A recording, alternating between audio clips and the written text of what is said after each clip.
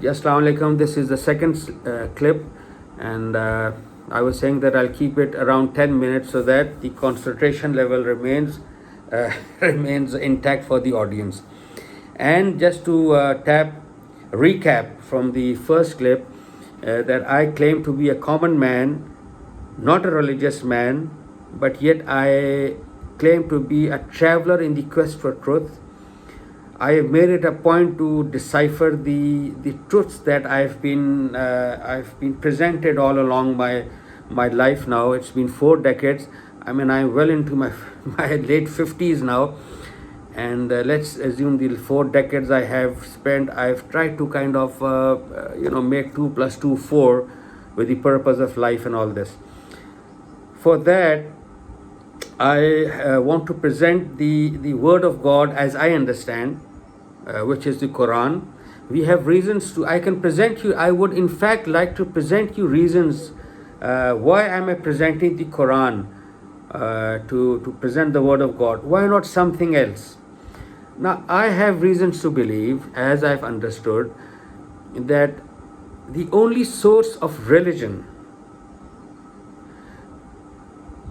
on this planet Earth is God.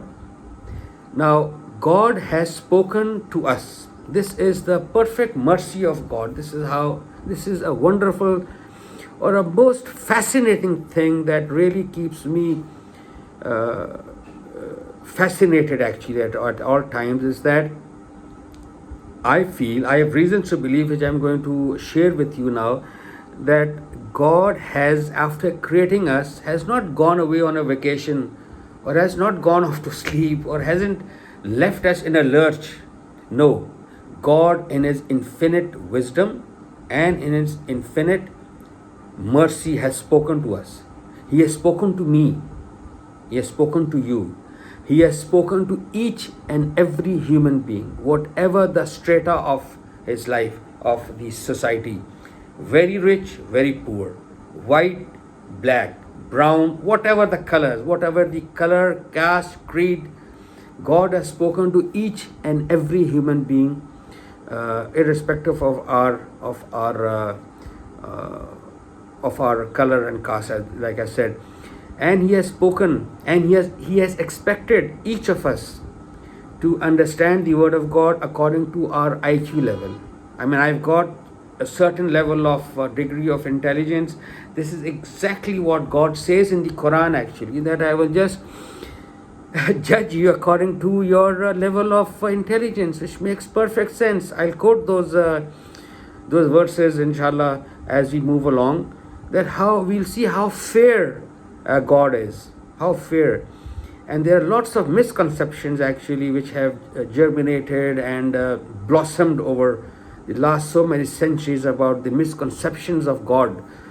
I really would like to put those things in correct perspective. What's the correct perspective? It's the Quran. I'll quote from the Quran, and we'll see hopefully how the perspective falls in place.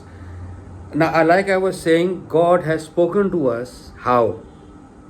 Do we have to go to the Himalayas, or do we have to cross the Sahara Desert, go to the depths of the oceans, or go to the North-South poles, or go to the jungle for some nirvana or some communion with God? No, we do not have to do that. This is the beauty of God Almighty. We do not have to run away from our responsibilities, our daily life chores, our jobs, our careers, and go somewhere outside beyond something and kind of get connected to God. No, it doesn't work that way. God is quite great. He has spoken to us through His messengers. The last of one, the first one was Adam. The last one was Muhammad from Makkah, alayhi salam. And he revealed his verses on his messenger, who was made to ensure that he gives it to his companions, to his first addressees. The very important word, very important term I'll be referring quite often, the first addressee. I mean, addressee means someone who is being addressed. Like Muhammad was addressing as the prophet of God, and his tribesmen, his contemporaries were the addressees. So they were the first addressee. I'm not the first addressee. I am the maybe down the line 1500. This incident occurred 1500 years ago. So I'm infinity ad infinitum addressee, but it has come down the line, down the generation.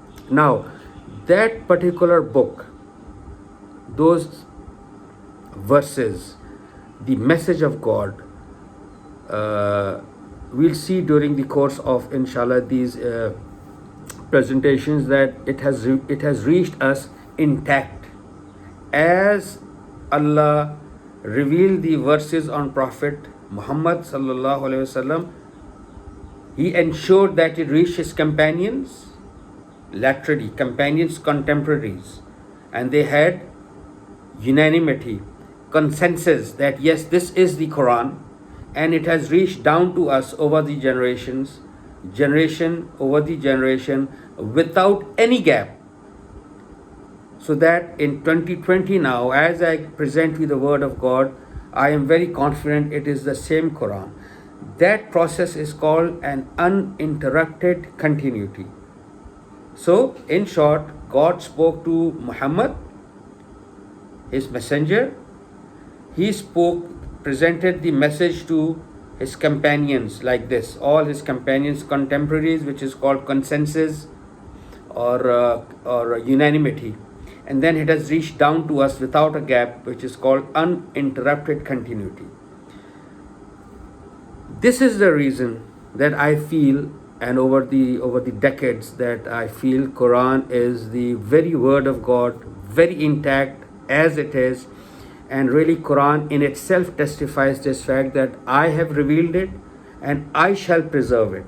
In fact, there's a very interesting verse in the Quran, chapter 15, verse number 9, in which God says, I have revealed this reminder.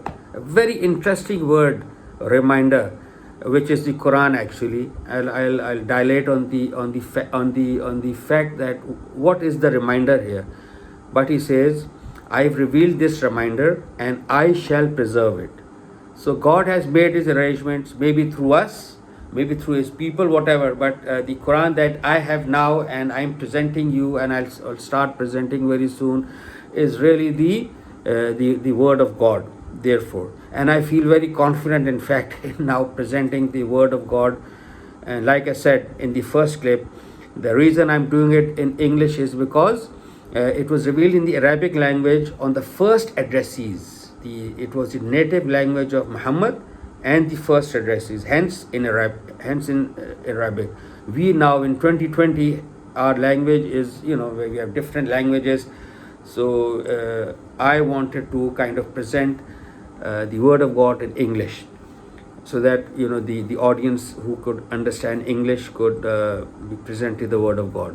Now, another point which I would really want to present here is that Quran testifies to three things, which I would really like to share with you. One, Quran says, I am the criterion. I am the criterion. What is the criterion?